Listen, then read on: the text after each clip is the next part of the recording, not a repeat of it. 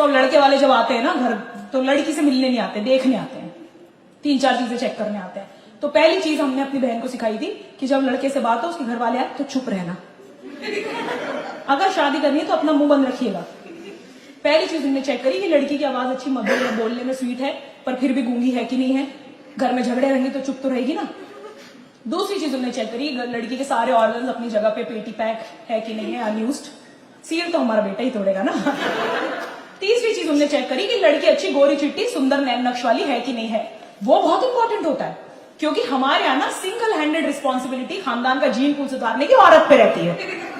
हमारी बहन बहुत सुंदर थी, क्योंकि हमारे घर के आदमियों ने सुंदर लड़कियों से ही शादी करी है, वो ही जीन पूल सुधार रहे हैं। शादी का कॉन्सेप्ट मारवाड़ी में बहुत सिंपल है, सुंदर लड़की, अमीर लड़का, उस पर थोड़ा दहेज का तड़का, अंग अंग भड़का।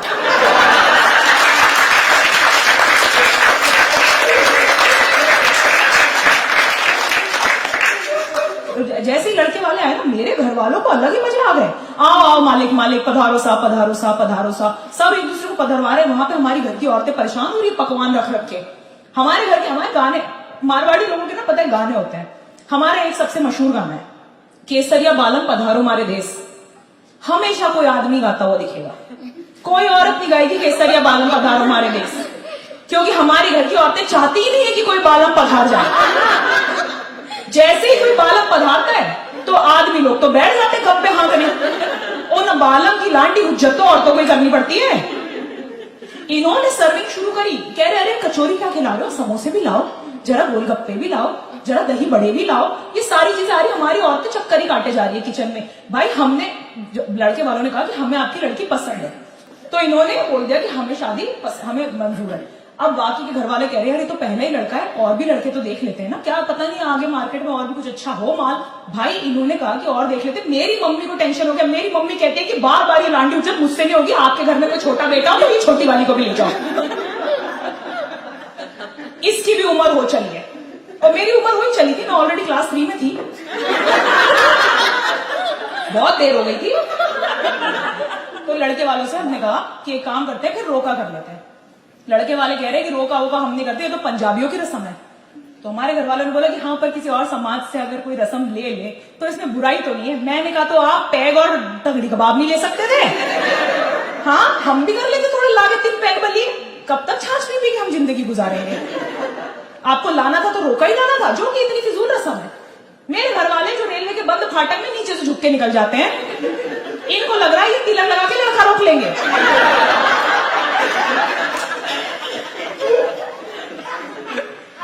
लड़के के घर वाले फिर भी कह रहे नहीं हमने नहीं रोका करना। तो हमारे घर वाले बोला कि ठीक है, फिर अगर आप रोका नहीं करोगे तो हमारी लड़की आपके लड़के के साथ घूमने नहीं जाएगी। लड़के ने जेब में से सिंदूर निकाल के खुद को तिलक किया है।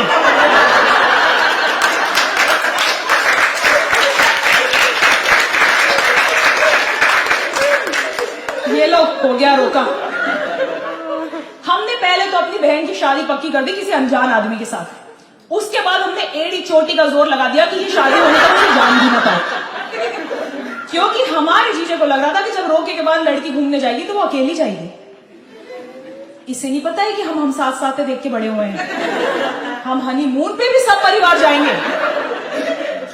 हमें लटका रहे सब जगह। हमने लड़के वाले से पूछा कि आपको हमारी बेटी से क्या चाहिए, बता दो भाई, साफ साफ लेन देन की बात कर लेते हैं। तो ये हमारे से कह रहे हैं कि आप अपनी बेटी को बस 2 जोड़ कपड़ों में भेज देना, मर्सिडीज में बिठा के। भाई मैंने और मेरे भाइयों ने अपनी सारी गुल्लकें तोड़ दी, मर्सिडीज तो आएगी, बहन को तो जाना होगा। मेरे बड़े वाले भाई ने मेरे फूफा को उल्टा करके उनकी गुल्लक तोड़ दी।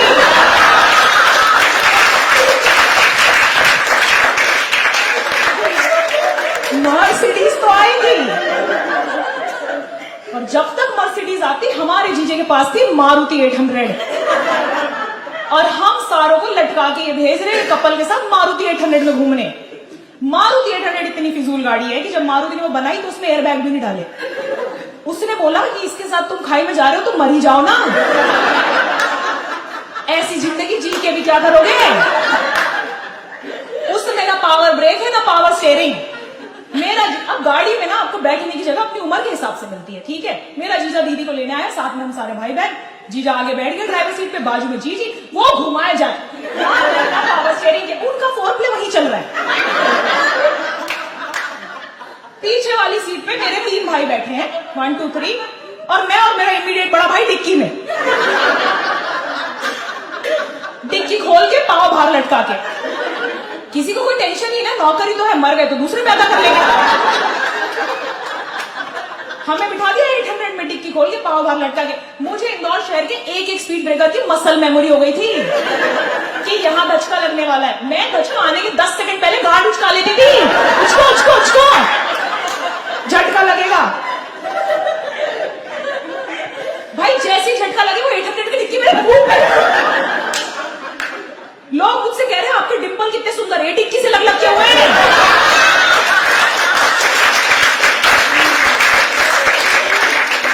मैं पैदा नहीं हुई थी इनके साथ भाई, पर मेरा जीजा भाई रोमांटिक आदमी था वो। ले गया हम सब भाई बहनों को प्योर वेज रेस्टोरेंट में, वहां जाके सबके सामने मेरी बहन से रोमांस कर रहा है। If I know what love is, it's because of you. मैंने कहा जीजा जी, if you know what opposite gender is, also because of her. मैंने तय किया था कि मैं ये जीजे को सर पे नहीं चढ़ाऊंगी, क्योंकि ये जीजे ही आगे जाके फूफा बनते हैं। दीदी से सबके सामने पूछ रहा है, डार्लिंग गार्लिक नान लोगी क्या? मेरी जीजी कह रही है कि गार्लिक नान ही ले लो, पूरी पलटन को लेके आए और तो कुछ ले नहीं पाओगे। अब इंसान मिलके आया था तो फोन पे बातें तो करनी है ना। लैंडलाइन का जमाना था, लैंडलाइन पे लोग जो कॉल करते थे तो उन्हें लगता था कि सिर्फ 2 पार्टी होती है, एक कॉलर और एक रिसीवर। एक और पार्टी होती है लिसनर, जो इनकी बातें सुनती है। मेरे जीजे ने मेरी बहन को कॉल किया, मेरी बहन ने फोन उठाया, कॉर्डलेस फोन था हमारे घर में, रजाई ली और कोने में चली गई। इसे लग रहा है कोई नहीं सुन रहा, बिग बॉस सब सुन रहे हैं।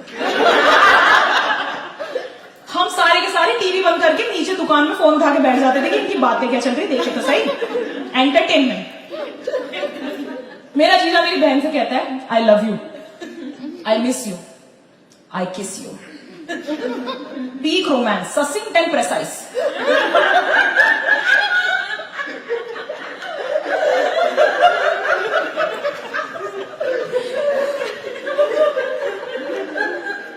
उधर से मेरी बहन कह रही है, I love you too, I miss you too. हम सारे चिल्लाए, आई किस यू टू मत बोल देना, प्रेग्नेंट हो जाएगी, पागल हो। जैसे ही हमने ये बोला, हमारी मम्मियों को लगा कि सेक्स एजुकेशन देना पड़ेगा बच्चों को। कहती है सेक्स एजुकेशन देना है। मैंने कहा हाँ बताओ किसको देना है। कहती नहीं हम तुमको देंगे। फिर हम दोनों बहनों को बिठाया कमरे में और कहती है कि ज्यादा सेक्स करने से 3 तरह की बीमारियां हो जाती है। एक होती है हर्पेश, एक होती है गिलहरिया, एक होती है चलमेडिया। मैंने कहा अच्छा। कह रही है शादी करने के बाद फटाफट से सेक्स करके एक बेटा पैदा कर लेना, उसके बाद ज्यादा सेक्स मत करना, ज्यादा सेक्स करने से हर्पेश होता है। मैंने कहा मम्मी हर्पेश सिर्फ गुजराती लड़के के साथ सेक्स करने से होता है।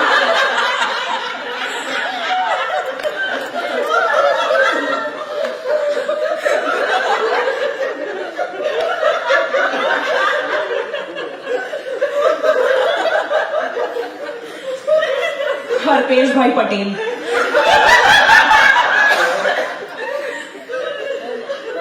तो ये औरतें ताने मारने पे उतर आई यार।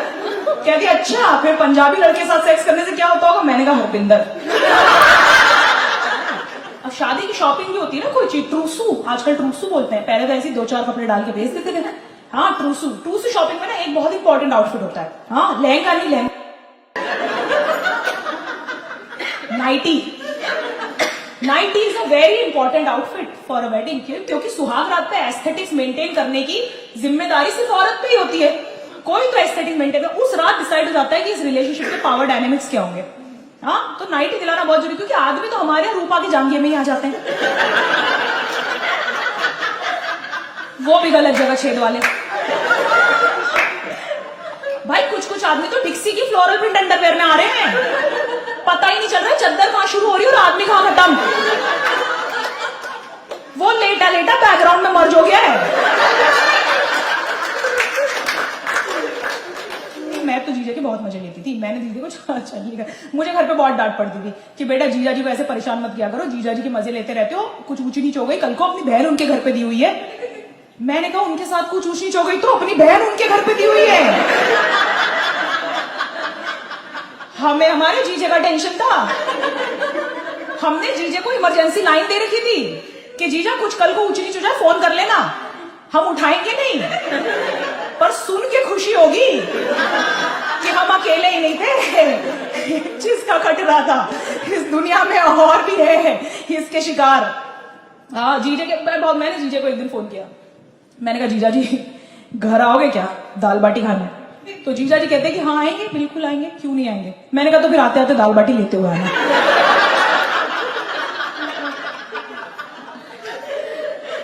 इस बात पे मुझे क्यों डांट पड़ी, आ ही रहा था ना वो, ले आया दाल बाटी। एफिशिएंसी कोई चीज होती नहीं होती है भाई, वो आदमी लेकर आया दाल बाटी। हमारे पास जोमेटो राइडर नहीं होते थे ना, अपनी अपनी जुगाड़ खुद करनी पड़ती थी।